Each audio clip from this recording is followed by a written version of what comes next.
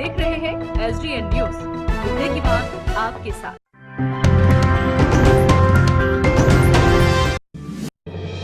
भारत सरकार के पूर्व वित्त मंत्री यशवंत सिन्हा का जीडीपी पर बड़ा बयान आया है। कहा 4 साल लगेंगे आर्थिक स्थिति को सुधारने में। अपने वित्त मंत्री के कार्यकाल का उल्लेख करते हुए बताया कि हमारे समय में बड़ी आर्थिक मंदी थी, लेकिन हमने कभी घुटने नहीं टेके।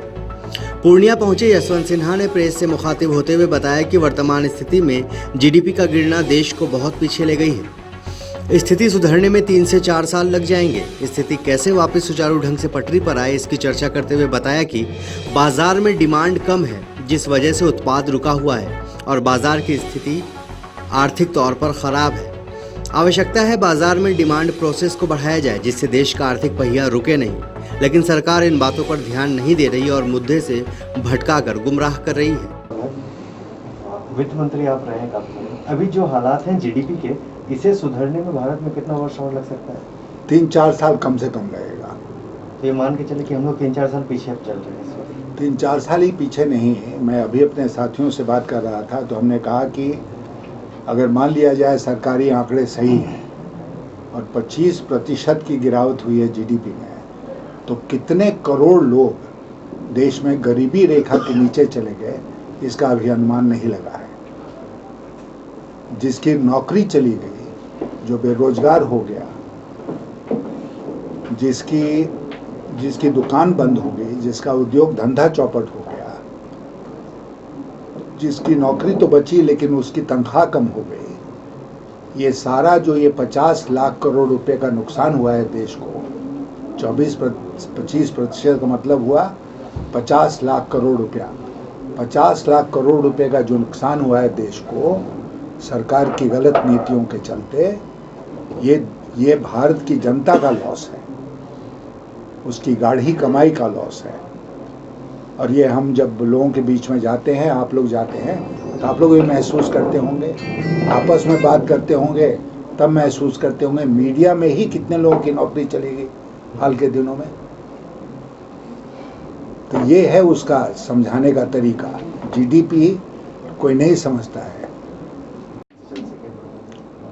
अब इसका जवाब तो काफ़ी लंबा है, लेकिन शॉर्ट में मैं कोशिश करूंगा इसका उत्तर देने का।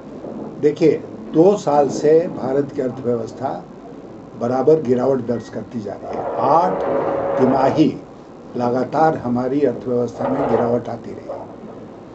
2 साल से हमारे जैसे लोग और बहुत सारे देश और दुनिया के अर्थशास्त्री ये कहते रहे हैं कि भारत की अर्थव्यवस्था की जो मूल समस्या है वो है मांग में भारी कमी आना। आपका जो आप डिमांड जनरेट करते थे वो ख़त्म हो गया, जो मैं डिमांड जनरेट करता था वो ख़त्म हो गया। ऑटोमोबाइल सेक्टर में क्या क्राइसिस आज से आया है? 2 साल से वो क्राइसिस चल रहा है। हर तिमाही आंकड़े रिकॉर्ड करते हैं कितने 50% की गिरावट आई, इतना। डिमांड, जिसको मांग कहते हैं हिंदी में, वो उसमें भारी गिरावट पहले से चली आ रही है और जब लॉकडाउन लगा तो उसमें और भारी गिरावट आई। तो अर्थव्यवस्था में मांग ही अर्थव्यवस्था को चलाता है। अगर अर्थव्यवस्था में डिमांड खत्म हो गया तो फिर प्रोडक्शन नहीं होगा, फिर पूंजी निवेश नहीं होगा, तो अर्थव्यवस्था का जो पहिया है वो रुक जाएगा। इसलिए सरकार को क्या करना चाहिए? पहला कदम कि अर्थव्यवस्था में दोबारा मांग सृजित करो, मांग को बढ़ाने के उपाय करो। मांग 2 प्रकार की होती है। एक होती है जो हम रोज़मर्रा कंजम्पशन करते हैं उसकी, और दूसरी मांग होती है जिसको इन्वेस्टमेंट गुड्स कहते हैं। इन्वेस्टमेंट गुड्स मतलब सीमेंट, इस्पात, ब्रिक्स, इस तरह का जो इन्वेस्टमेंट होगा तो इस प्रकार की मांग बढ़ेगी। तो सरकार को तय करना चाहिए कि किस सीक्वेंस में, किस क्रम में हम इन्वेस्टमेंट को बढ़ाएंगे। हम लोग जब वाजपेयी जी की सरकार में थे 98 में, तो प्रतिबंध लग गए थे, आर्थिक प्रतिबंध। ईस्ट एशिया के देशों में भयंकर क्राइसिस आ गई थी। हम लोगों ने बहुत क्राइसिस फेस किया, लेकिन घुटने नहीं टेक दिए, सही कदम उठाए। और इसीलिए जब हम लोगों ने बनाना शुरू किया नेशनल हाईवेज, क्यों बनाना शुरू किया? कि उसमें जो मटेरियल लगता है उसकी मांग बढ़े। क्यों हम लोगों ने रूरल रोड्स प्रोजेक्ट शुरू किया? क्योंकि उसमें जो मटेरियल लगता है उसका।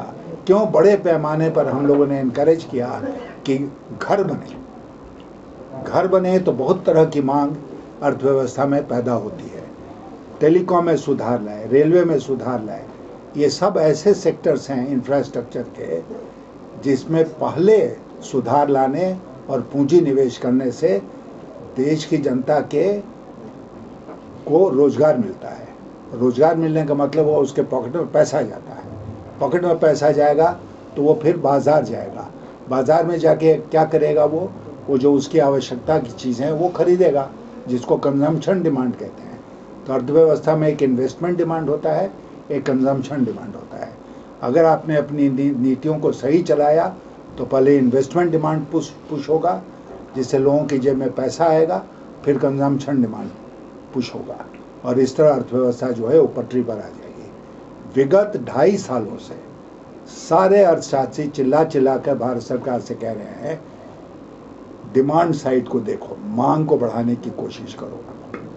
और भारत सरकार क्या कर रही है? बेकार के कदम उठा रही है। बेकार के कदम का मतलब आप लोगों को याद होगा, भूल गए होंगे आप लोग, 2.25 लाख करोड़ रुपया का उन्होंने टैक्स में, इनकम टैक्स में छूट दी। किसको?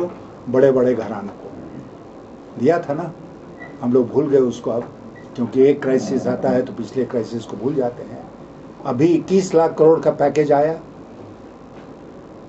ये कोरोना के चलते जो राहत पैकेज था, कहीं दिखाई दे रहा है? हमको तो कहीं नहीं दिखाई दिया। बिहार में घूम रहे हैं, 21 लाख करोड़ का पैकेज कहाँ गया? ये सारे पैकेज जो है या इसके पहले जो कदम उठाए भारत सरकार ने, वो अर्थव्यवस्था में जिसको सप्लाई साइड कहते हैं, वो सप्लाई साइड के कदम थे। उससे डिमांड साइड के ऊपर कोई असर नहीं पड़ा। डिमांड और नीचे चला गया। अगर अभी भी सही कदम नहीं उठाया गया तो अर्थव्यवस्था और नीचे गर्त में जाएगी।